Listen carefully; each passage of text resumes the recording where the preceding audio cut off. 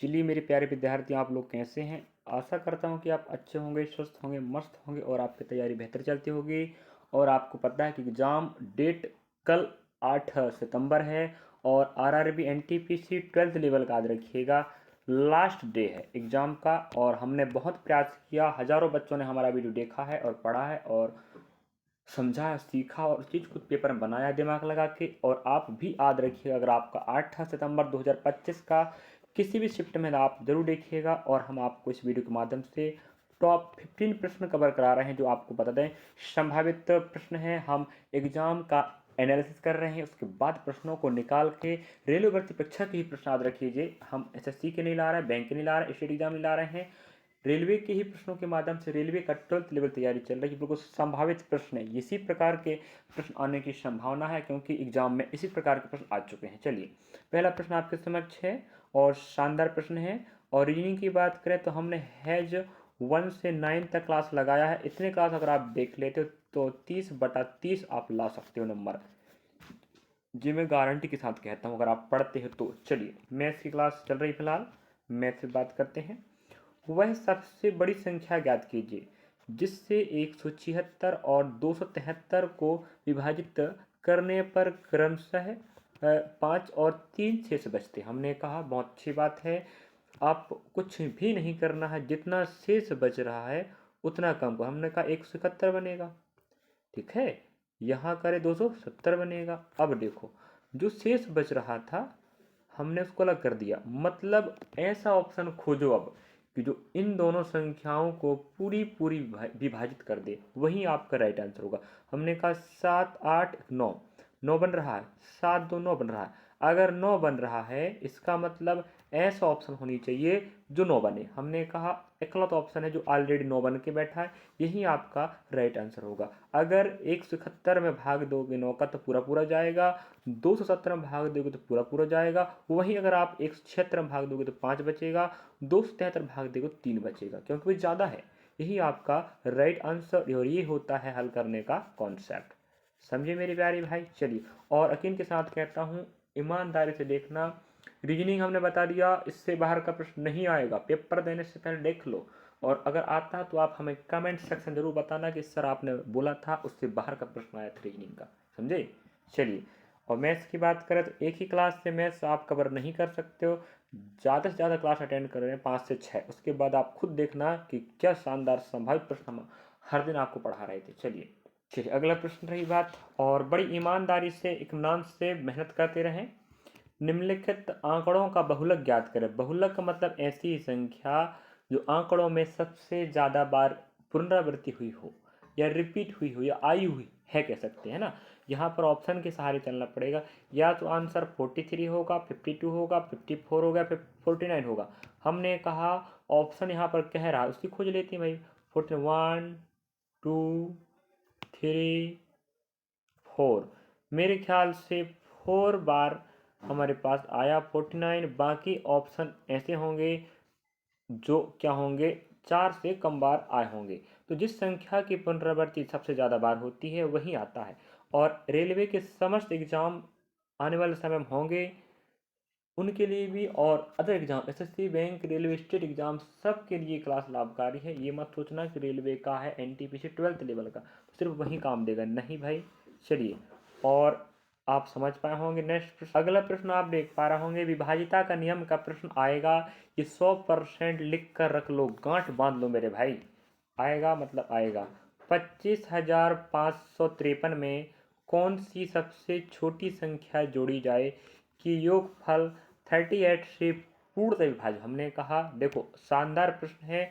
38 का भाग बनता है, यहाँ पर लगाओ, जोड़ने के बाद लगाना। हमने कहा ठीक है, 38 को अगर तोड़ेंगे तो ये तो 19 दूना कितना होता है, 38 होता है ना, होता है। आपने सीखा होगा पहाड़ा, नहीं पढ़ा तो गलत बात है। तो 19 का पहाड़ा पढ़ोगे, 19 एकम 19, 19 दूना 38। अगर 2 का पहाड़ा और 19 का पहाड़ा चला जाए जोड़ने के बाद, समझ जाओ 38 विभाज्य होगा। हमने कहा 2 का पहाड़ा किसी भी संख्या में तभी जा सकता है जब उस संख्या की इकाई में 0 2 4 6 8 इनमें से कोई एक संख्या होनी चाहिए, तभी भाग जाएगा। अब देखो हमने कहा अगर हम इकाई 1 अंक निकाल उठा के लाते हैं, एक सॉरी 3 लेना पड़ेगा, इसका इकाई अंक 1 डी नियम लगा रहे हैं, इकाई का 3, यहाँ का 1, यहाँ 4 हो रहा 1 में, इकाई में, ठीक है। अब यहाँ पर आप खुद लगाओ दिमाग, क्या यहाँ 2 का भाग जाएगा? हाँ जाएगा। इसका मतलब 21 भी आपका जोड़ हो सकता है। नेक्स्ट हमने कहा अगर यहाँ ऑप्शन पकड़ते, पहले हम इसको पकड़ेंगे 3 और 3, ये भी 6 बन रहा है, 2 से भाग यहाँ पर भी जाएगा, यहाँ पर भी जाएगा। अब हमने कहा जा तो रहा है।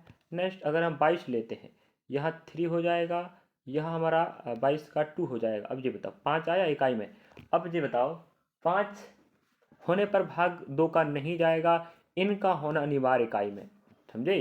अब हम 18 कहा, अगर हम देख रहे हैं इस बात को कि भाई 8, 3 और 8 जोड़ोगे तो 11 बनेगा, 11 मतलब इकाई में 1 आएगा, 1 में भी 2 का भाग नहीं जाएगा, इसका मतलब ऑप्शन नंबर पहला या दूसरा होगा, ठीक है।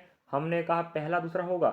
अब इन दोनों में से हमें एक बात बोल दिया है, सबसे छोटी संख्या, हमने कहा या तो 21 जोड़ के बन सकते हैं तो 23 जोड़ के, क्योंकि इकाई नियम लगाने पे यहाँ 4 बन रहा है, यहाँ 6 बन रहा है, इसमें 2 का भाग जा सकता है, इसमें 2 का भाग जा सकता है, 2 के नियम पे चल रहे हैं, तो सबसे छोटी कह रहा है, तो हमने कहा 21 होगा, क्योंकि 23 थोड़ा बड़ा हो गया है, तो ऑप्शन अपना ए बिल्कुल राइट होगा। ये होता है इन प्रश्नों को हल करने का तरीका।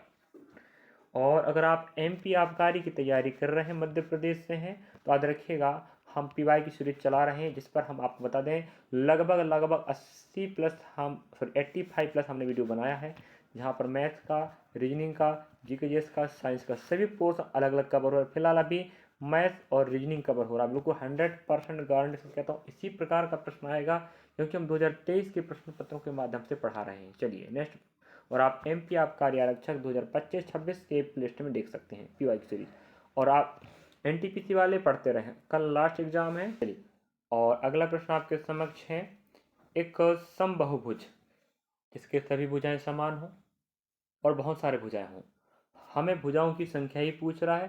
देखो बहुत शानदार प्रश्न है, चिंता नहीं करने का, हम बैठे हैं ना, और सभी प्रश्न याद रखिएगा रेलवे के ही हैं 2025 अप टू डेट, ऐसा मत सोचना कि हम 17, 18, 19, 20 ला रहे, नहीं 2025 के हैं। एक के बाह्य कोण और अंतः कोण याद रखें का अनुपात 1:4 है। आपको बता दूं अंतः कोण और बाह्य कोण का योग हमेशा 180 अंश होता है, इस बात को याद रखें। हमने क्या बोला, किसी भी बाह्य कोण और अंतः कोण का योग हमेशा 180 अंश होता है, समझे। हाँ, अब 180 अंश होता है, हमने कहा ये बाह्य कोण हो गया, अनुपात देख के रखा है, ठीक है। बाह्य कोण का माप, अंतः कोण का माप, हमने कहा दोनों का योग हमेशा 180 होता है। ये बिल्कुल बातें होती है, कुछ शर्तें होती है, उनको रखना पड़ता दिमाग में। हमने कहा 4 1 5x, 5x बराबर 180 अंश रहेगा, क्योंकि योग होता है। अब यहाँ भाग लगाएंगे, x रहने दो, 5 तेरी 15, 3 बचेगा, 5 छक्का 30, मतलब x बराबर 36 आया, ठीक है, x बराबर 36 आया है। अगर हम x का मान यहाँ पुटअप करते हैं, 1 गुणा 36, 36 ही बनेगा। नेक्स्ट 4 गुणा 36, 144 बनेगा मेरे भाई, ठीक है। इसका मतलब है 36 बाह्य कोण का माप निकल गया, अंतः कोण का 144, अगर जोड़ेंगे दोनों को तो 180 ही बनेगा, क्योंकि हमने बता दिया है अंतः कोण बाह्य कोण का योग हमेशा 180 होता है। अब हमें एक ही भुजाओं की संख्या ज्ञात करो, कह रहा एक ही भुजा, हमने कहा अंतः कोण चाहे बाह्य कोण का योग, किसी भी समबाहुभुज के बाह्य कोणों का योग हमेशा 360 अंश होता है। अगर हमें एक कोण का माप पता है बाह्य कोण का, उससे भाग लगाएंगे, तो हमने कहा 36 से कम 36 मतलब 10 बार गया, इसका मतलब उसकी भुजाओं की संख्या 10 है। ये आपका राइट आंसर होता है, समझे कि नहीं। हाँ, और यकीन के साथ कह रहा हूँ बार बार, आपको बहुत हेल्पफुल होने वाला है, आप निष्फिक्र पढ़िएगा। और एक क्लास थोड़ा सा सपोर्ट पूरा नहीं कर सकता, अगर आपको 20 प्लस 20 और 25 प्रश्नों के बीच में मेहनत बनाना है नंबरों को, और आप खुद मेहनत कर रहे हो, तो आपको पता होगा कि हम प्रश्न किस लेवल के दिखा रहे हैं, तो आप बेहतर तैयारी कर सकते हो। 20 से 25 प्रश्नों के हमारे साथ आपको कम से कम 5 से 6 क्लास अटेंड करना पड़ेगा, और ज़्यादा से ज़्यादा जितना कर रहे हो उतना कर लीजिएगा। नेक्स्ट प्रश्न, अगला प्रश्न आपके समक्ष है, कितनी राशि पर 5% वार्षिक ब्याज दर से 2 वर्षों का साधारण ब्याज 420 रुपये प्राप्त होगा। हमने कहा कि हमें ऐसा पैसा चाहिए जिस पर आपने 5% की दर से 2 वर्षों पर कितना ब्याज प्राप्त किया है, 420। हमने कहा ऐसा ही है, इसका परसेंट निकालना तो आर इंटू टी करना पड़ता। आर मेरे भाई 5% है, इंटू टाइम हमारे पास आपके पास 2 ईयर है। जब दोनों को मल्टीप्लाई करोगे तो यहाँ 10 बनेगा। जो 10% क्या आया है आपका, सिंपल इंटरेस्ट मतलब सरल ब्याज। अगर ब्याज 10% है तो हमने कहा ब्याज का असली मान 420 रुपये है। अब 10 को जब भिन्न में बदलोगे 10/100 बनेगा, ठीक है, काट दीजिएगा, 1/10 बना। अब आपको पता ऊपर वाला SI है, क्योंकि SI का परसेंट से हमने बनाया है, नीचे वाला P हो जाएगा। अब रियली में P हमें नहीं पता, उसको निकाल रहे हैं। अब ये बताओ, हमारे पास 1 रुपया SI, रियली में कितना, 420 है। अब आप खुद देखोगे यहाँ जो मान हमारे पास बैठा है, समझे, यहाँ हम अगर 420 हमें प्राप्त चाहिए तो गुणा हमें 420 ही करना पड़ेगा, तभी हमें 420 मिलेगा। तो यहाँ पर भी हम ऊपर जब 420 हो रहा है तो नीचे भी 420 हो जाएगा। तो 420 और एक जीरो और लगा दिए, मतलब जो मूलधन है मेरे भाई वो आपका राइट होगा 4200 रुपये। तो मेरे ख्याल से आप समझ पा रहे होंगे, ये तरीका होता है प्रश्नों को हल करने का, समझे। हाँ, अगला प्रश्न की ओर बढ़ रहे हैं। और अगर अध्याय की बात करें तो आपको कम से कम 20 से 25 अध्याय बननी चाहिए, तब आप इतने ही नंबर प्राप्त कर पाओगे। और बेहतर नंबर प्राप्त करना तो और ज़्यादा पढ़ना पड़ेगा। अगर अध्याय की बात करें तो अध्याय बता देते हैं भाई, संख्या पत्ती, एलसीएम एलसीएफ, अनुपात, अनुपात, साधारी, मिश्र, भिन्न, एज, सरिकट, सांख्यिकी, प्रतिशत, लाभ हानि, बट्टा, SI CI, 2D 3D, त्रिकोणमिति, ज्यामिति, है कि नहीं। और आपको फिर इतना तो कम से कम पढ़नी चाहिए। फिर आपके समय का पाइप टैंकी, समय दूरी, चाल, रेलगाड़ी, नाव, धारा, इतने अध्याय अगर आप पढ़ लेते हो तो देखिएगा आप बेहतर कवर कर पाओगे। चलिए अगला प्रश्न को पढ़ रहे हैं। चलिए अगला प्रश्न। और रीजनिंग हम नहीं पढ़ा रहे, पर याद रख इसलिए नहीं पढ़ा रहे हैं क्योंकि हम रीजनिंग का है जो 1 से 9 क्लास लगाया है, बार बार इंतला करता हूँ मैं कि आप पढ़ लो करके। भाई अगर रीजनिंग में 30 में 30 लाना है तो पढ़ लीजिएगा, इससे बाहर कर नहीं आएगा। हमने एनालिसिस किया है और उसके आधार पर ही पढ़ाया है। हम भी नहीं चाहते कि बच्चों को नुकसान हो भाई, हम शिक्षक हैं, शिक्षक का मतलब बेहतर भविष्य रखने वाला, ना कि बदतर। तो आप पढ़ें, सटीक प्रश्न है, चलिएगा। और अगर नहीं आता तो आप मुंह फोड़ के बोलना पेपर देने के बाद, समझे। एक उत्पाद पर प्राप्त लाभ परसेंट 66 है। यदि क्रय मूल्य और विक्रय मूल्य दोनों के आंकड़े परस्पर बदल दिए जाएं तो बिक्री पर होने वाला हानि प्रतिशत दशमलव के 2 स्थान तक बताना है। देखो बहुत शानदार है, देखिएगा इतना इजी है। अब आपको कितना लाभ हो रहा है, 66%। हमने कहा लाभ की दोस्ती हमेशा SP और CP बनेगी। अगर उस वस्तु का लागत मूल्य 100 रुपया था, 66 का लाभ, मतलब उसको आप 166 पर बेचोगे, ना समझे, 166 पर बेचोगे। हमने कहा छोटा कर लेते, आधा बनेगा मेरे भाई 50 और जे बनेगा 8 3 मतलब 83। अब और मानो उस वस्तु का मूल्य 50 रुपये था, आप बेच रहे हो 83 पर, ठीक है। अब हमें कह रहा आंकड़ों को परस्पर बदलना है। अब ये हो जाएगा आपका SP और जो हो जाएगा आपका CP, बोल दिया है ना, परस्पर बदलना है। इसका मतलब 83 की वस्तु को 50 बेचना है। अब देखो हमने कहा CP और SP हम चेंज कर रहे हैं। उस वस्तु को बनाने में 83 रुपये लगा और उसको आप 50 बेच रहे हो, तो आप खुद देखो कितने का घाटा हो रहा है मेरे भाई। यहाँ पर हो रहा है 33 रुपये घाटा, किस पर, 83 पर। परसेंट तो ही पूछ रहा है, 0। अब देखो इसको जब हम दिमाग लगाएंगे, है कि नहीं, थोड़ा सा प्रयास करना पड़ता है। अगर आप पहाड़ से चल रहे तो बात अलग है, नहीं तो अलग भी दिमाग लगाना पड़ेगा। यहाँ गुणा कीजिएगा, ये बनेगा 3300, कितना बनेगा, 3300 अपॉन 83। अब पहाड़ा पढ़ेंगे, देखिएगा हमने कहा हमारे पास आ चुका है कितना, 3300 और यहाँ हो जाएगा 8300, ठीक है। अब हमने कहा कि ऑप्शन के सहारे चलना पड़ेगा, या तो 4 बार, 3 बार, 3 बार, 3 बार। हमने कहा अगर हम 3 बार लेते हैं पहले, क्योंकि 4 बार में 4 चौके, देखो 8 चौके 32 हो जाएगा। मतलब अगर 80 मान के चलो, एक बात है कि नहीं, हम देखो 83 80 मान चलते हैं, 8 चौके 32, 320 नहीं हो गया, और 3 मिला के और ज़्यादा नहीं हो जाएगा क्या? हाँ, तो इसके लिए याद रखें हम 3 बार लेते हैं। ऑप्शन भी कह रहा है कि या तो अधिकांश 3 बार देख दिए, हमने कहा 83 गुणा 3 लेते हैं, 3 है कि नहीं, ठीक है ना, 3 का 9 हो जाएगा, है कि नहीं, 3 अट्ठे 24, मतलब अब ठीक है 249 आएगा। हम अरे थोड़ा पूरा भाग गया भाई, चलो 249 आएगा। हमने कहा यहाँ अगर 83 का भाग लगा, ऑप्शन से चल रहा याद रखें, यहाँ पर आएगा 3300। अगर हम 3 बार पढ़ते हैं तो यहाँ पर आने वाला है 249। अगर हम यहाँ घटाते हैं तो भाई 10 में से अगर 9 जाएगा तो 1 बचेगा, तो यहाँ 12 में 8 4 जाएगा, 8 बचेगा, और यहाँ हमारे पास 2 जीरो जाएगा, 81 बच रहा है। अब उतारेंगे जीरो, यहाँ पर ध्यान रखिएगा, और ऑप्शन से करके बता रहा हूँ। देखिए अगर हम एक बार लेते हैं, देखो अब ऑप्शन नंबर आपका पहला छट गया, क्योंकि 4 बार पहाड़ा जाएगा ही नहीं, ये तो 8 बार 8 बार 9 बार। हमने कहा अगर हम 9 बार 8 बार लेते हैं तो कम हो जाएगा, देखो ना आप लोग, है कि नहीं, 8 या 64 होता है, बहुत कम हो गया।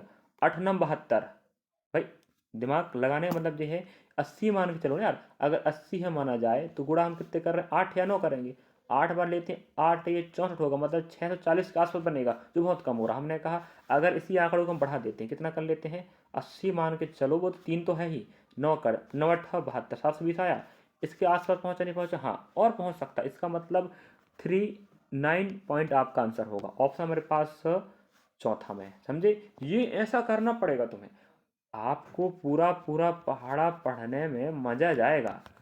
हो सके तो आंसर ना आए तो ऑप्शन का सहारा लेंगे तो ही आपका आंसर जल्द आएगा। नेक्स्ट प्रश्न को बढ़ रहे हैं, और इस लेवल के इस प्रकार के प्रश्न अगर नहीं आते हैं तो आप लोग जरूर कहना सर आपने पढ़ाया था एक भी प्रश्न नहीं फंसा, और इसी कॉन्सेप्ट के एक भी प्रश्न नहीं आए तो हम कहेंगे भाई हम फालतू आपका समय बर्बाद कर रहे थे। चलिए हम भी प्रश्नों को खोज के समझ के और संभावित प्रश्न ला रहे हैं जो आपको काम देगा। हेमंत और इरफान, और संभावित प्रश्न कहने का मतलब ये है कि बिना एनालिसिस के नहीं बता रहे हैं, एनालिसिस करने के बाद ही बता रहे हैं भाई। हेमंत और इरफान एक निश्चित कार्य को क्रमशः 6 और 10 दिनों में पूरा कर सकते हैं। उन्होंने एक साथ काम शुरू किया और 2 दिन के बाद इरफान ने काम छोड़ दिया। हेमंत शेष कार्य को कितने दिन में पूरा करेगा? चलिए बहुत अच्छा प्रश्न है, समय कार्य का प्रश्न, हमने बोला था अध्याय का नाम। यहाँ पर हेमंत कर लो, इरफान कर लो, ठीक है। हेमंत करता उसी काम को 6 दिन में और इरफान 10 दिन में। अब एलसीएम जितना आएगा वही टोटल कार्य होता है। हमने कहा यहाँ से यहाँ भाग लगाएंगे 10 बार जाएगा, यहाँ से यहाँ भाग लगाएंगे 6 बार जाएगा। तो हेमंत की क्षमता एक दिन में 10 काम करेगा और इरफान एक दिन में 6 काम करेगा। दोनों को काम करवाना है, एक काम एक दिन में 10 काम कर दिया, एक दिन में 6 काम, तो हमने कहा पूरा काम तो 16 हो गया भाई। अब करना 2 दिन तक था, उसके बाद इरफान चला गया। हमने कहा 16 दूनी 32, अगर 32 से काम हो चुका है तो देखें कितना काम बचा है 60 में से। यहाँ 10 में से 2 गए 8, और यहाँ 5 5 में 3 गए 2, 28 काम बचा है। अब 28 काम बचा है, ये बताओ कौन चला गया, इरफान। इरफान को छोड़ दो, कौन आए काम करने, हेमंत। हेमंत की क्षमता 10 है, तो आधा करेंगे तो 14 बनेगा, आधा करेंगे तो 5 बनेगा। इसका मतलब 14/5 दिन में शेष काम पूरा हो जाएगा। ऑप्शन हमारे पास पहला मिल रहा है, और आप बखूबी समझ पाए होंगे कि हमने किस प्रकार से प्रश्नों को हल करके बताया है। चलिए और सीखने का प्रयास करता प्रश्न आपके समक्ष है। नेक्स्ट, एक खुदरा विक्रेता अंकित मूल्य पर 10% की छूट देता है। 35% का लाभ अर्जित करने के लिए उस पर कितना मूल्य में अंकित किया जाना चाहिए जिससे क्रय मूल्य 626 रुपये हो जाए। और एसएससी, बैंक, रेलवे सब एग्जाम के लिए आपको बेनिफिट होगा, और विशेषकर रेलवे के लिए तो होगा ही होगा, क्योंकि उसी का प्रश्न पत्र है। और ऐसा नहीं कि वहीं का है तो वहीं पर काम देगा, नहीं, पढ़ने वाला बच्चा समझता है खुद। चलिए, और आप भी अगर फ्रेशर बच्चे हैं तो आप हमें फॉलो करते रहें, आप खुद समझ जाएंगे कि हम प्रश्न किस प्रकार के दे रहे हैं। चलिए, अंकित मूल्य पर 10% की छूट देता, हमने कहा ठीक है, अंकित मूल्य और छूट अगर कह दिया है तो एसपी मतलब सेविंग प्राइस, अंकित को हम ए लेते हैं भाई। अगर उस वस्तु पर लिखा था 100 रुपया, आपने 10 का छूट दिया मेरे भाई, मतलब आएगा 90 पर बेचा आपने, 0 0। 10 रुपया लिखा था 9 पर बेच रहे हो, अदरक हैं। ये हो गया आपका पहला। अब 35% लाभ की बात कर रहा है, तो हमने कहा चलिए आगे बढ़ चलते भाई। अगर लाभ हानि कह दे रहा है तो समझ जाओ एसपी और सीपी। हमने कहा सीपी मतलब उस वस्तु पर 100 रुपये लगा था बनाने में और आप 35 का लाभ ले रहे हैं, मतलब 135 पर बेचोगे ना। मैं बार बार कह रहा हूँ, अगर आपका बेसिक क्लियर नहीं है तो आपको बहुत दिक्कत फंस रहे हो। पढ़ते रहे मेरे भाई। आधा करेंगे तो 50 बनेगा, ठीक है। आधा करेंगे तो ये कितना बनेगा, अच्छा हाँ 5 से भाग लगाएंगे, चलो 5 दूना 10, 5 दूना 10, 5 तेरी 15, तो 20:23 आएगा। 20:23 आ गया, थोड़ी समझ आ रहे हैं। हाँ 5×7=35 आएगा, तो 20:23 आएगा।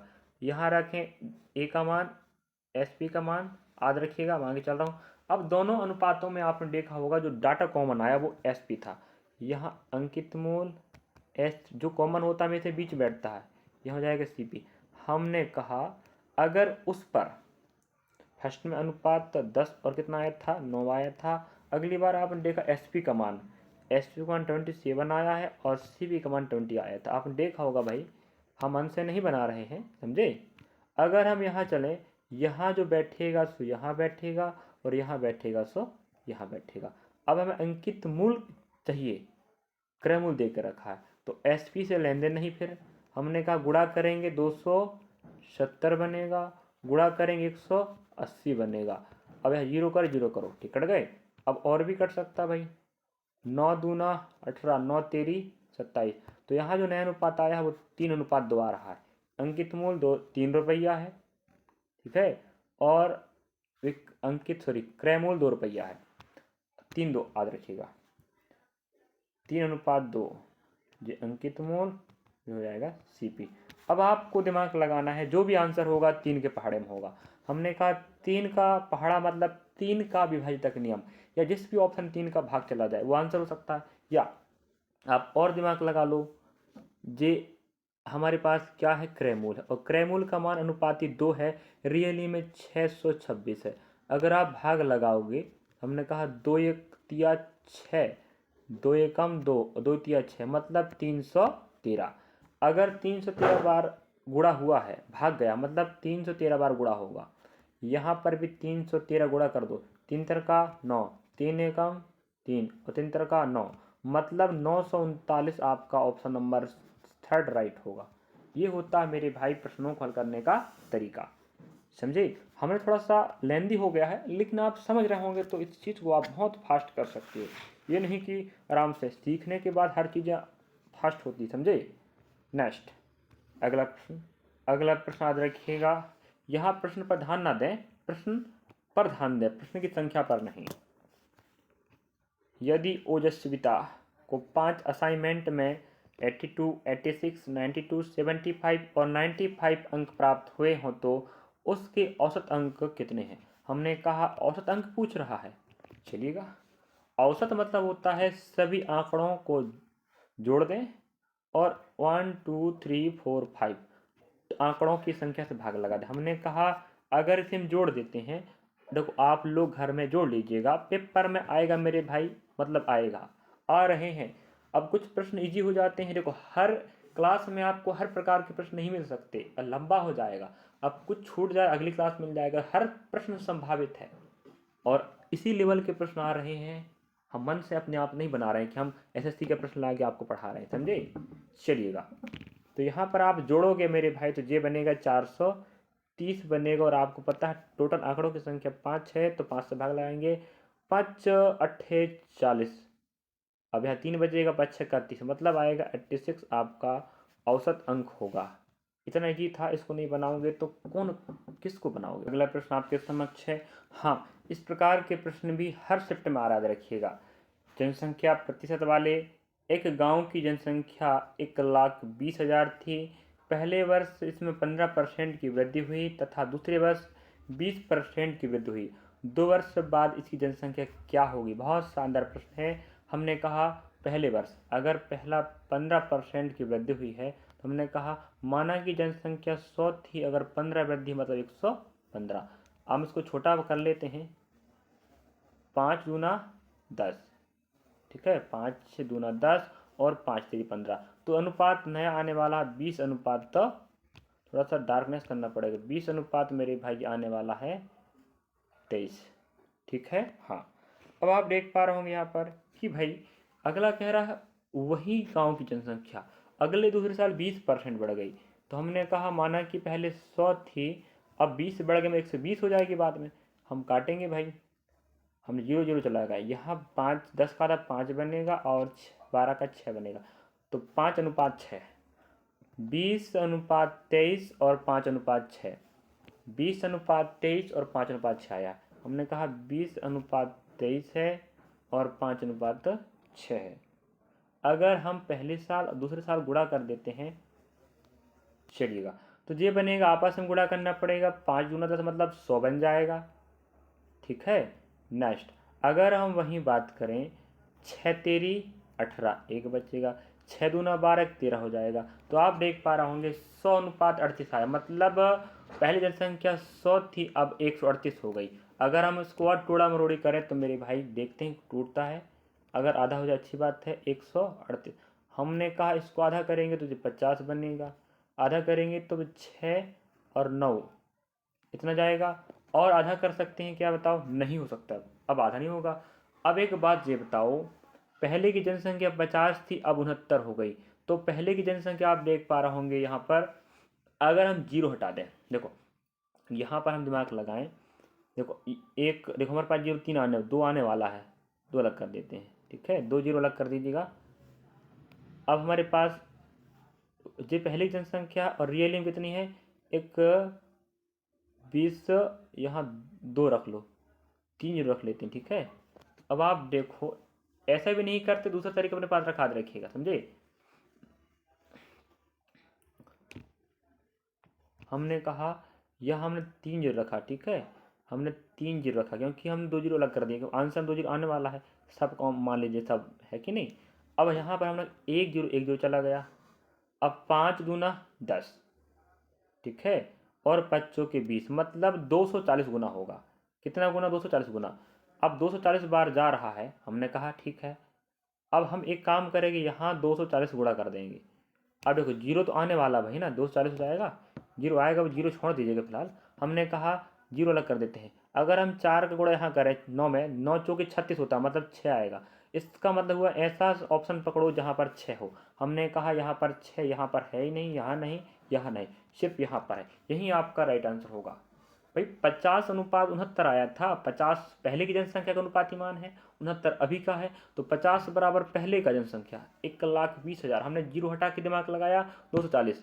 हमने कहा ठीक है, अगर हमने गुणा यहाँ पर 240 का करे, 0 तो आएगा ही आएगा, 4 9 36, तो 6 आ रहा है एक डिजिट से, 1 नियम से, 1 डिजिट से, तो 6 वाला ऑप्शन चाहिए। ऑप्शन मेरे पास सिर्फ इकलौता वही राइट आंसर होगा। अगला प्रश्न आप देख पा रहे होंगे, हाँ इस पैटर्न का प्रश्न भी पूछता है, एसएससी में, रेलवे में, बैंक में, सब जगह पूछता है। और अगर आप भर्ती परीक्षाओं की जानकारी भी चाहते हैं या अनअपडेट वैकेंसी से संबंधित, तो आप हमें ज्वाइन कर सकते हैं, क्योंकि हम उसमें यूट्यूब चैनल के माध्यम से जानकारी देते रहते हैं भर्ती परीक्षाओं की। डेबिट का वेतन पहले 17% घटाया गया या घट गया और बाद में 10% बढ़ा दिया गया, उसका अंतिम वेतन उसके शुरुआती वेतन की तुलना में कितने प्रतिशत कम था? मतलब घट बढ़ने के बाद उसका वेतन कितना था।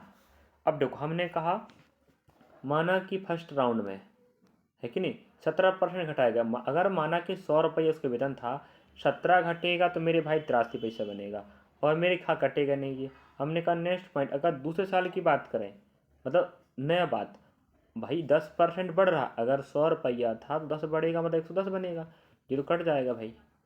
ठीक है, अब कट गया। अब हमने कहा ठीक है, अगर हम दिमाग लगाएं, इन दोनों गुणा करेंगे, ये बनेगा 1000, ठीक है। और हमने कहा यहाँ पर हम गुणा करें, दिमाग लगाते चलना, सॉरी यहाँ 1 जीरो कम हो जाएगा, ठीक है, क्योंकि हमने जीरो उड़ा दिया है भाई। अगर यहाँ 11 गुणा 33 83 करते हो, याद रखिएगा, तो ये बनेगा 913। कितना बनेगा? 913 बनेगा ना, बनेगा, गुणा कर लीजिएगा, गुणा करने का तरीका बताते हैं। अगर आप 11 के साथ कर रहे तो 3 का 3 करें, 8 का 8 करें, दोनों को जोड़ें, 8 3 11, एक यहाँ एक दें, ये बनेगा 9, 913 आएगा। तो ये 100 रुपया था पहले, घट बढ़कर 912 हो गया। तो कितने प्रतिशत कम हो गया ये पूछ रहा है कि नहीं, कितना प्रतिशत कम हो गया। हमने कहा ठीक है बता रहे हैं भाई। अगर माना कि पहले 100 रुपया कमा रहा था, अब 917 हो गया, 17 ही आया, सॉरी 13 आया था ना। अब हम देखेंगे तो यहाँ पर हमारे पास 83 रुपये कम हो रहा भाई, सॉरी 87 रुपया, कितने रुपये, 87 रुपये। देखो ना 100 रुपया में 913 मिलने लगा पैसा आपको, कम ज़्यादा होकर 87 किस पर, 100 रुपये पर। और हम मिस्टेक कर रहे हैं, माफ़ी चाह रहे हैं, एक जो और रहेगा अदरक, ठीक है आप लोग वहाँ थोड़ा ध्यान दीजिए, एक जो और रहेगा। तो यहाँ 1000 रुपया पहले मिलता था, थोड़ा सा मिस्टेक हो गया, अदरक थोड़ा जीरो लगा लीजिए वहाँ पर।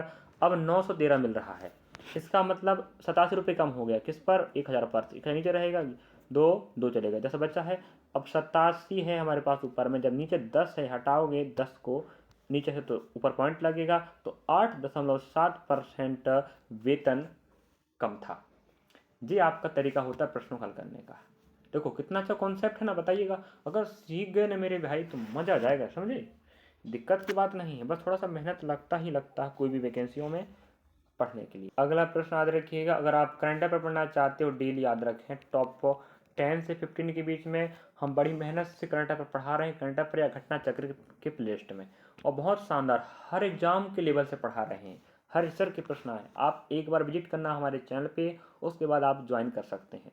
वार्षिक रूप से संयोजित होने वाले चक्रवृद्धि ब्याज पर निवेश की गई राशि 10 वर्षों में स्वयं की दोगुनी हो जाती है, कितने वर्षों में वह राशि 4 गुनी हो जाएगी। बहुत शानदार प्रश्न याद रखें, यहाँ हम रखेंगे समय, समय बराबर गुना होगा, अपने दिमाग समझिएगा, समय गुणा के रूप में बढ़ेगा और गुना घात के रूप में। देखिएगा हमें बोला 10 वर्षों, हमने कहा अगर हम 10 गुणा 1 रखें, हमने बोला ध्यान दीजिए थोड़ा सा, यहाँ जो बैठेगा 1 वो घात में बैठे, हमने कहा 2 की पावर 1 बराबर 2 ही बनेगा ना, समझे, 2 ही बनेगा ना, ठीक है। अगर हम 10 गुणा 1 करें तो हो गया वो, तो 10 गुणा 2 करें तो यहाँ 2 की पावर 2, हमने बोला है समय गुणा में बढ़ेगा और घात में गुना बढ़ेगा। अगर हल करोगे तो 4 बनेगा, तो देखो यहाँ गुणा करो 10 बनेगा, यहाँ गुणा करो 20 बनेगा। तो 10 वर्षों में 2 गुना, 20 वर्षों में 4 गुना। तो आपको पूछ रहा था कितने वर्षों में 4 गुना हो जाएगा, तो 20 वर्षों में 4 गुना राशि हो रही है। वहीं अगर आपको और आगे बढ़ना 10 गुणा 3 लेना पड़ेगा, और याद रखें पावर आपको 3 देना पड़ेगा, 2 की पावर 3 तो 8 बनेगा, तो 30 वर्षों में 8 गुना हो जाएगा। इसी प्रकार से ये क्रमशः बढ़ता रहेगा। और याद रखें समय यहाँ बैठा रहे, गुना यहाँ बैठा रहे, समय गुणा के रूप में बढ़ेगा और आपका गुना घात के रूप में, बस इतना तो करना है। नेक्स्ट चलिए अगला प्रश्न आपके समक्ष है, और हम आपको बता दें 2D या 3D का प्रश्न भी आएगा, क्षेत्रफल एवं आयतन से संबंधित प्रश्न पढ़ लीजिएगा। घन, घनाभ, बेलन, शंकु, अर्धगोला, अर्धगोला, वृत्त, त्रिभुज, सब त्रिभुज के प्रकार, चतुर्भुज, चतुर्भुज के प्रकार सब पढ़ना पड़ेगा, चलिएगा। और फॉर्मूला नहीं पढ़े हो, अगर आप फॉर्मूला चाहते हो तो भी आप कमेंट सेक्शन में कमेंट कर सकते हैं। कुछ अलग सी तैयारी से हमें जानकारी चाहिए या कुछ विशेष टॉपिक का वीडियो बनाना है तो भी आप कमेंट सेक्शन में कमेंट जरूर करें, प्रयास करूंगा आपके लिए। 14 सेंटीमीटर व्यास, मतलब आधा करेंगे तो त्रिज्या बनेगा 7, और 12 मीटर लंबाई वाले एक तार का आयतन, तार मेरे भाई है, मतलब ये क्या है, बेलन है, बेलन का फॉर्मूला लगाना पड़ेगा। बेलन का आयतन पूछ रहा, सीधी बात। अगर बेलन के आयतन की बात करूं तो आपके पास बताएं पाई आर का स्क्वायर एच होता है, तो एच मतलब यहाँ लंबाई लेना पड़ेगा, ठीक है, ये आयतन हो गया। वहीं अगर आपको पूछे संपूर्ण तो याद रखें 2 पाई आर, आर धन एच होता है, समझे, संपूर्ण की बात कर रहे हैं, प्रतिच्छेद पर। वहीं वक्र की बात करें तो वहाँ कुछ नहीं आएगा, 2 पाई आर एच। मैं आपको बता दिया तो आप बता दिया, तो ये नहीं कि आप टाइम पास कर रहे, कॉपी में नोट डाउन करते रहे। जितने भी बच्चे देख रहे हैं आप यकीन के साथ देखना, बार बार कहना पड़ता है, कुछ बच्चे गुमराह हो जाते हैं कि क्या पढ़ाएगा ये बच्चा, क्या पढ़ाते होंगे, छोटा सा एकेडमी है कि नहीं। चलिए ऐसा ना सोचें, जानकारी देख उसके बाद बोलें। जी आयतन हो गया, जी संपूर्ण क्षेत्रफल हो गया, जी वक्र हो गया। कुछ चीज़ें आपको याद करना ही पड़ेगा। हमें आयतन से मतलब है। चलिए, हमें सेंटीमीटर में पूछ रहा था, यहाँ पर मीटर दिया है। अब 1 मीटर बराबर 100 सेंटीमीटर होता है। इसका मतलब 12 × 100 करेंगे, मतलब बनेगा ये 1200 मीटर सेंटीमीटर। ठीक है। चलिए, हमने कहा अगर हम आयतन निकाल रहे हैं तो फॉर्मूला कहता है पाई आर का स्क्वायर एच। पाई का मान देख के रखा है, जो बोला वही रखिएगा। 7 आर हमारे पास 2 बार है, तो हमने कहा 7 × 7 49 हो जाएगा। एच का मान मेरे भाई 1200 देखा रखा है। ठीक है, 7 7 49 हो जाएगा ना, होगा? बताओ। चलिए, और आगे बढ़ रहे हैं। हमने कहा 12 7 84 हो जाएगा, और 0 और 22। ठीक है, 22 गुणा 12 7 84 और डबल 0।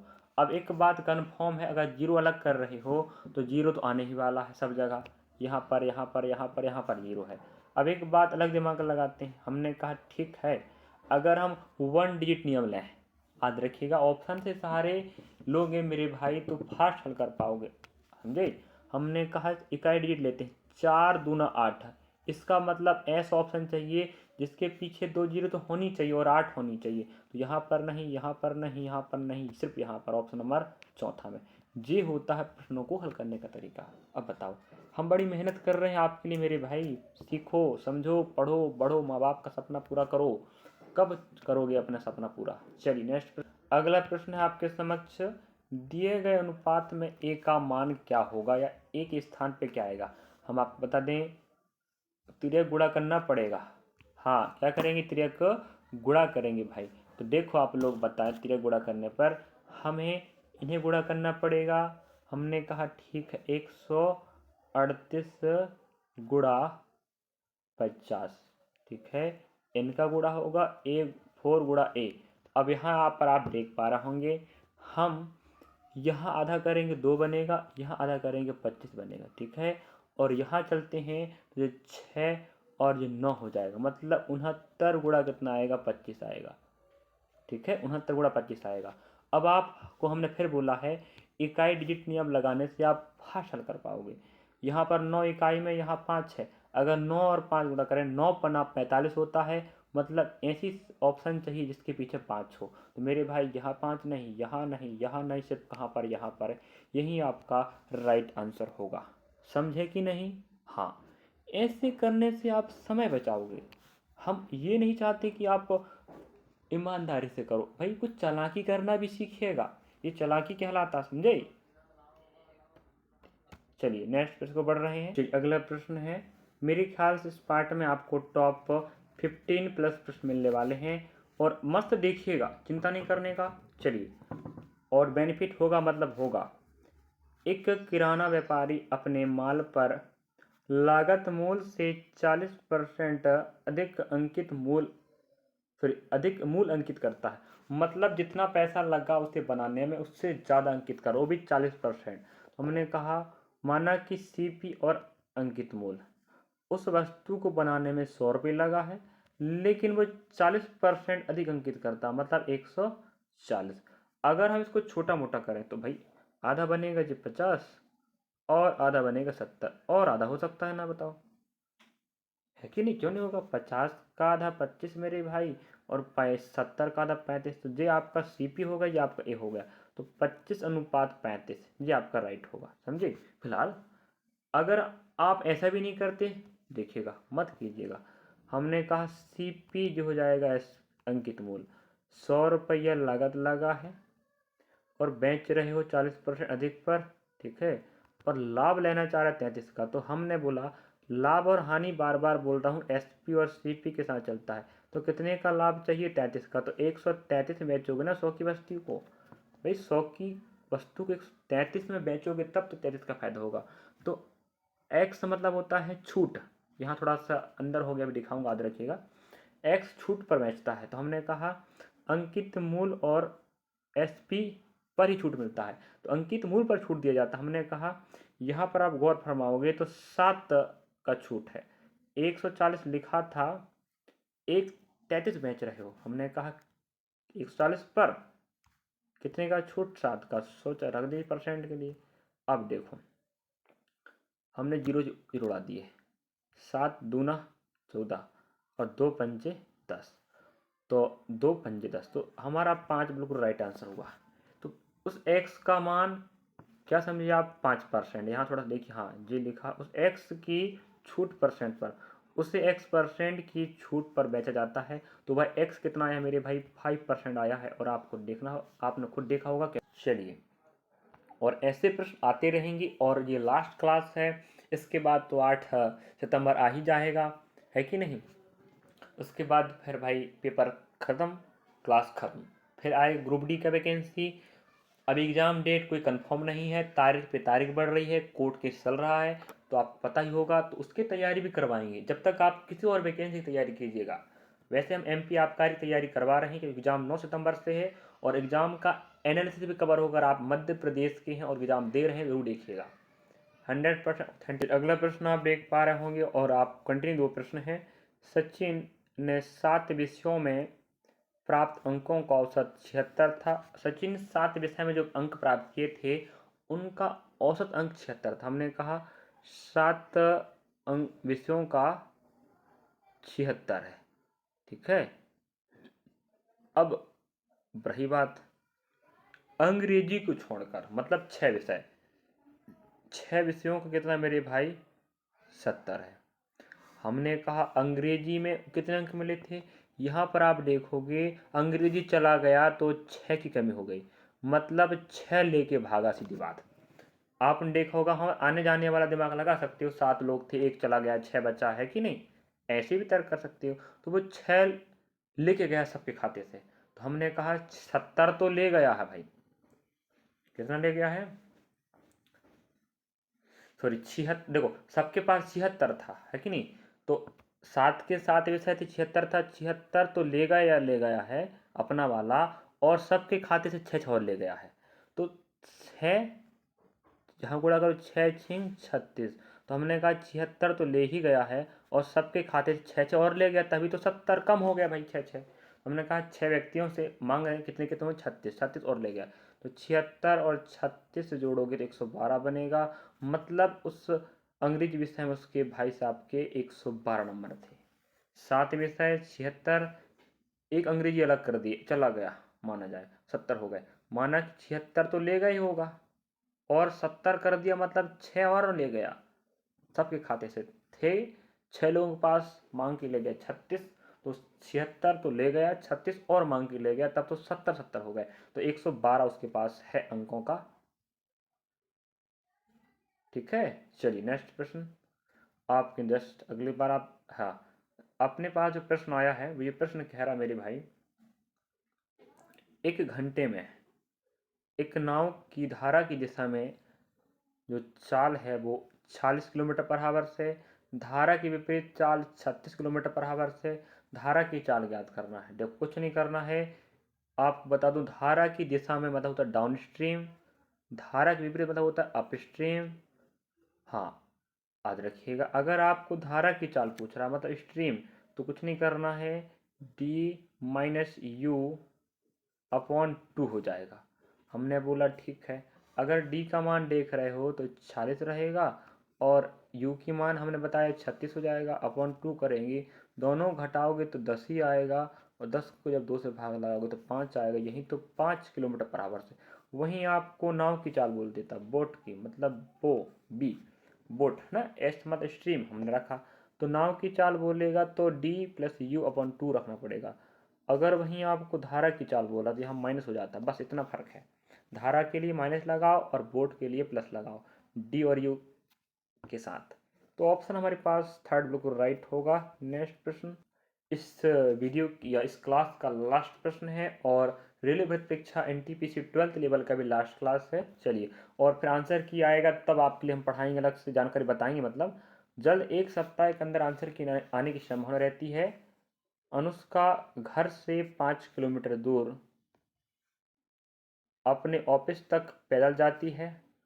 सुबह वह यह दूरी 1 घंटे में तय करती है, जबकि शाम को घर लौटते समय वही दूरी तय करने में 15 मिनट अधिक लगते हैं। तो दोनों तरफ की यात्रा की औसत चाल ज्ञात करो। कुछ भी नहीं करना, औसत चाल मतलब होता है, देखो भाई, दो दूरी समान हो तो 2x upon x plus y. X मतलब होता है पहली चाल, वाई मतलब दूसरी चाल। दोनों चालों को गुणा करो, दो से गुणा करो, दोनों चालों को जोड़ो, भाग लगाओ। तो कुछ भी नहीं करना है, दूरी समान है तो ये फॉर्मूला होता है। हमने कहा पहली दूरी 5 किलोमीटर, समय 1 घंटा लग रहा है, एस बराबर डी अपॉन टी होता है, दूरी समय। तो आएगा जब 5 किलोमीटर पर आवर, ठीक है। तो ये चाल हो गई। फिर नेक्स्ट है 15 मिनट अधिक लगते हैं, मतलब कहा दूरी वही है 5 किलोमीटर, अब समय रख रहे हैं। तो भैया 1 घंटा 15 मिनट को हम चेंज करेंगे घंटे में, तो 15 का 15, 15 चौके 60, 4 एकम 4 एक 5, तो ये 5/4 आएगा। अब नेक्स्ट पॉइंट, अब 4 यहाँ क्या कर रहा है, ऊपर लेके जाएंगे, तो 4×5 = 20 अपन नीचे 5 आएगा, तो 5 चौके 20 हो जाएगा, तो 4 किलोमीटर पर आवर। तो पहली हमने कहा 2, पहली चाल 5, दूसरी चाल 4, दोनों को जोड़ेंगे 9 हो जाएगा। नीचे हमने फॉर्मूला बताया, 4×5 = 20 और 2 40/9। हमारे पास शायद ऑप्शन कहीं मिलता होगा, ऑप्शन नंबर फर्स्ट में, ये आपका तरीका होगा। और ऐसे आप प्रश्नों को बना सकते हो। मेरे ख्याल से यहाँ 18 प्लस या 18 प्रश्न हो चुके हैं, मतलब 20 प्रश्न मान लीजिएगा, 2 प्रश्न नहीं बताए, दिखा देते हैं उनको। हम 18 प्रश्न कवर कराए हैं, ये 19वां प्रश्न हो जाएगा। और इस वीडियो से हमने आपको 20 प्रश्न दिखा रहे हैं और आप देख पा रहे होंगे ये सरलीकरण का प्रश्न है, तो आपको बोर्ड मास रूल तो लगाना ही पड़ेगा। और बोर्ड मास नहीं लगाओगे तो गणित के प्रश्न या गणितीय प्रश्न आप किसी भी टॉपिक के नहीं कर पाओगे। तो आप इस प्रश्न को बनाने का कष्ट करें। और एसएससी का नहीं है, बैंक का नहीं, स्टेट एग्जाम का नहीं है, ये रेलवे भर्ती परीक्षा का ही प्रश्न है। और इस प्रकार के प्रश्न आपको आता रहेगा और सरलीकरण आपको पता है आएगा, मतलब आएगा। लास्ट है 20 प्रश्न और क्लास समाप्त होगी। फिर 5A वाला, अकेले एक टंकी को 26 घंटे में भर सकता है, जबकि पाइप बी उसी टंकी को 36 घंटे में भर सकता है। दोनों को एक साथ चालू करने पर टंकी का आधा भरने में कितना समय लगेगा। ऑप्शन हमारे पास पहला देख कर रखा, राइट। हो सके ऑप्शन जी गड़बड़ हो, क्योंकि ऑप्शन एसएससी चाहे कोई भी एग्जाम हो, कहीं ऑप्शन गड़बड़ होगा या प्रश्न गड़बड़ होगा, कुछ भी हो सकता है। तो आप लोग हल करने का प्रयास करें। सिर्फ 2 प्रश्न हमने आपको होमवर्क दिया, बाकी 18 तो हमने बताया ना मेहनत लगा के। तो वीडियो अच्छा लगा तो लाइक करना, सब्सक्राइब करना, शेयर करना। और भर्ती परीक्षाओं की जानकारी, करंट अफेयर पढ़ना चाहते हो डेली टॉप टॉप, तो आप जरूर ज्वाइन करना मेरे भाई। मेहनत कर रहा हूँ आपके लिए, आप सहयोग बनाए रखें, पढ़ें, विश्वास के साथ पढ़ना। बाहर की जानकारी नहीं मिलेगी, हम आपको हर समय प्रयास कर रहे हैं, ऐसे पढ़ाएं कि आपको पेपर में काम दे सके। आप खुद सोच के देखना कि हमारा लेवल जो प्रश्नों का आप सही दे रहे हैं। पढ़ने वाला बच्चा कह सकता है, बाकी तो नहीं कह सकते। बाकी जो फ्रेशर बच्चे हैं अभी उनको समझने वक्त लगेगा कि भाई चीज़ें हैं क्या, दे रहे हैं क्या, समझे। चलिए मिलेंगे नेक्स्ट क्लास में। और अब मिलेगा आपको आंसर की का क्लास, तो जल्द उम्मीद करता हूँ 1 सप्ताह या 10 दिन के अंदर आपको आंसर की देखने मिल जाएगा। और आप देख चेक कर सकते हैं कि किस प्रकार के प्रश्न थे और आपने किस प्रकार पढ़ाया और आपने कैसा उत्तर दिया। चलिए रीजनिंग की बात करूँ तो जाके देख लेना भाई, हैज 1 से 9, इससे बाहर का नहीं आएगा प्रश्न। अगर आता है तो आप कमेंट बॉक्स में कमेंट करना, फिर कहना कि हाँ सर हमने आपकी बात नहीं माना। चलिए थैंक यू फॉर वॉचिंग, मिलेंगे नेक्स्ट क्लास में। जब तक आप पढ़ते रहें और अगली भर्ती परीक्षा में तैयारी करें। ये नहीं कि पेपर खत्म हो गए तो आप पढ़ नहीं रहे, गलत बात है। तैयारी करते रहना है जब तक आंसर की नहीं आ जाता। हो सके आपका अच्छा नंबर हो, आपको CBT 2 देना हो, तो फिर वही तैयारी करोगे, नहीं अभी से लग जाओ। चलिए थैंक फॉर वॉचिंग।